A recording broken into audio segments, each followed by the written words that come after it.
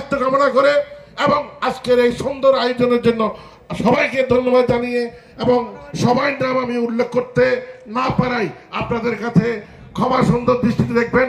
এই প্রত্যাশা রেখে আগামী দিনও এই ধরনের অনুষ্ঠানের মধ্য দিয়ে আমরা আমাদের সমস্যার সমাধান কর্মরচনা করব, এই প্রত্যাশা রেখে বিদায় নিচ্ছি। জয় বাংলা। ধন্যবাদ জনাব আখতার হোসেন। বক্তব্য নিয়ে আসার জন্য অনুরোধ করছি, যাকে আপনার সকালে পান, বিকেলে পান, দুপুরে পান, তিনি সর্ব জায়গায় সর্বস্থানে যাকে পাওয়া যায়, যিনি সিনেপদের প্রাণপুরুষ, যিনি সিনেপদের জন্য নিজের অনেক ব্যবসা নষ্ট করেছেন, যিনি বারবার ঢাকা কাস্টমার অ্যাসোসিয়েশনের সাধারণ সম্পাদক নির্বাচিত হয়েছেন, সভাপতি নির্বাচিত হয়েছেন, আমাদের সবার প্রিয় এক নামে যারা বাংলাদেশ যাকে চেনে, জনাব মোহাম্মদ শাহজাহান আলী মন্ডল। জনাব মোহাম্মদ শাহজাহান আলী মন্ডল আমাদের প্রধান উপদেষ্টা কাস্টমস সিএনএফ এজেন্ট আমাদের যে ঢাকা সেটার প্রধান উপদেষ্টা জনাব শাহজাহান আলী মন্ডলকে তার বক্তব্য রাখার জন্য অনুরোধ করছে। একটু জোরে হাততালি প্লিজ। আলহামদুলিল্লাহ, সিএনএফ কার্নিভাল 2024 আজকের এই উদ্বোধনী আয়োজন। এই সিএনএফ কার্নিভাল সম্পর্কে সিএনএফ কার্নিভালের সম্মানিত আহ্বায়ক জনাব আসলাম এবং সদস্য সচিব জনাব মোহাম্মদ শাহজাহান তাদের বক্তব্য দিয়েছেন। তারা বলেছেন সিএনএফ সোসাইটি সাধারণ মানুষদেরকে নিয়ে পায়ে পা মিলে কাঁধে কাঁধ মিলে আমরা যেন ভবিষ্যতে চলতে পারি,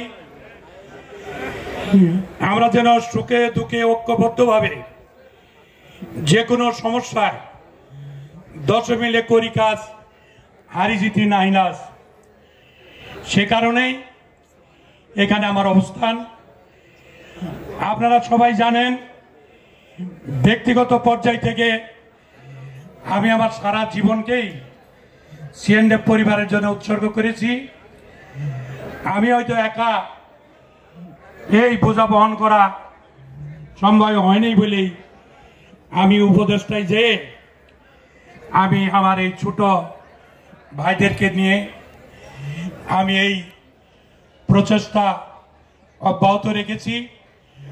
মহান আল্লাহ যদি তৌফিক দান করেন, আপনারা সবাই যদি এই নতুনদেরকে উৎসাহ দেন, তাহলে অবশ্যই আমি মনে করি এই বাংলাদেশের ক্রিকেট একসময় খুব অপরিচিত ছিল, সারা বিশ্বে পরিচিত এনে দিয়েছে। একইভাবে এই ভাষা শহীদদের প্রতি আমি শ্রদ্ধা জানাই। এই ফেব্রুয়ারি মাসেই ভাষার জন্য যারা আত্ম উৎসর্গ করেছিলেন, সেই ভাষা মাতৃভাষা দিবস আজ আন্তর্জাতিক মাতৃভাষা দিবস হিসেবে সারা বিশ্বে প্রতিষ্ঠিত রয়েছে।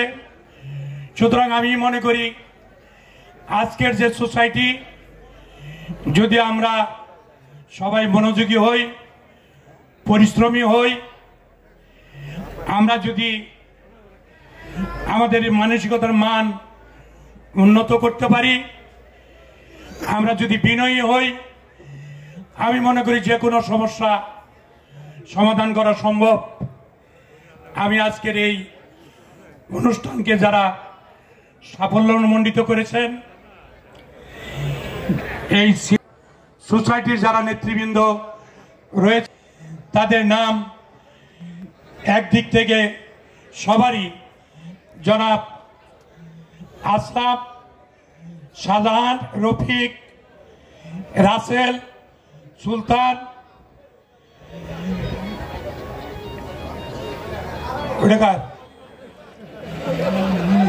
লিপ্টন, শামীম, মাহফুজ, জীবন, আক্তার, খালিদ, রবিউল, কবির, মোস্তফা, বদরুল, মিঠু, জীবন, জিয়াউল, অনিক, নিজামুদ্দিন ভূঁইয়া, রবিউল, মজিবর, খায়রুল, আজাদ, সাইফুল এবং আমাদের আবু বকর। আমি এই নামগুলি উচ্চারণ করলাম এই কারণেই, এই নামগুলি রেকর্ড হচ্ছে। কাল হয়তো আমি থাকবো না, এই রেকর্ডটা রয়ে যাবে। আমি অভিনন্দন জানাই আজকে আমাদের এই আয়োজনকে যারা সাফল্যমণ্ডিত করেছেন। আমাদের চট্টগ্রামের বন্ধুবর জনাব আক্তার ভাই, বাচ্চু ভাই, বিলু ভাই, আমাদের সাইদুজ্জামান ভাই, আজিম ভাই সহ দুই প্যানেলেই তারা উপস্থিত হয়েছেন। আমাদের মাঝে ঢাকা অ্যাসোসিয়েশনের বিভিন্ন পর্যায়ের সাবেক এবং বর্তমান নেতৃবৃন্দ রয়েছেন। আমাদের মাঝে আমাদের সাবেক এমপি অ্যাডভোকেট শাহ আলম সাহেব রয়েছেন, উপদেষ্টা রিজভি ভাই, বুখারি ভাই, আজহার ভাই, নাজমুদ্দিন ভাই, আমাদের আওলাদ ভাই, জাহাঙ্গীর ভাই, পিন্টু ভাই, আমিনুল ভাই সহ অসংখ্য ভাইরা উপস্থিত আছেন। সবাই ক্ষুধার্ত, আমি বক্তব্য বাড়াইতে চাচ্ছি না। আমি শুধু এটুকু বলতে চাই, যৌথ বাহিনীর পরে, করোনার পরে নানাভাবে সিএনএফ ব্যবসার ঘাটতি হয়েছে।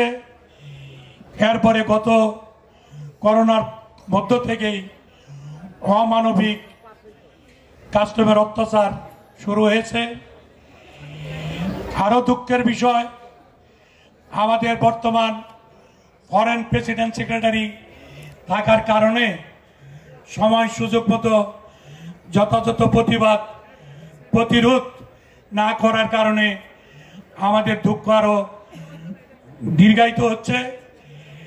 আপনারা যদি সার্বিকভাবে আমাদেরকে সহযোগিতা করেন, ইনশাল্লাহ আমরা আমাদের এই সোসাইটির পক্ষ থেকে যে কমিটমেন্ট সেটা যেন আমরা পূরণ করতে পারি। ছেলে মেয়েদের যে কোনো প্রয়োজনে, শিক্ষা, বিয়ে শাদী সহ যে কোনো অসুখ বিসুখে, মৃত্যুজনিত কারণে, পরিবারের যে কোনো আর্থিক দুঃসময়, সামাজিক যে কোনো প্রতিবন্ধকতার কারণে আমরা যেন ঐক্যবদ্ধভাবে পাশে থাকতে পারি। সবার নিকটে আহ্বান এবং দোয়া চেয়ে আমি আমার শুভেচ্ছা বক্তব্য শেষ করছি। আল্লাহ হাফেজ, শুভরাত্রি, সবাইকে ধন্যবাদ।